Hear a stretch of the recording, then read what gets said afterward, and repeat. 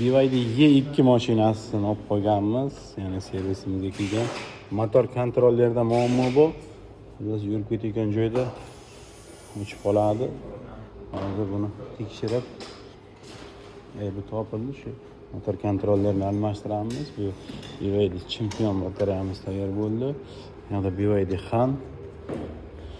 Bu yoqda BYD Tang mashinasi. Bu mashinamizda qilinadigan ishlar. Nima qilyapsizlar buni, bro?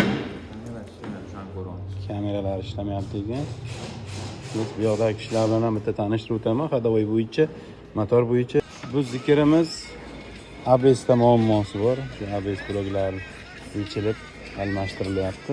Bu yoqdagi mashinalarimizda hadovoy, moy almashtirish, amortizator. Ish jarayonida yoqda motorlar terilyapti. Bu BYD Handa ham batareyasida muammo bor kelgan. Servis bo'yicha shiylarni bitkazib ketaverasizlar kelib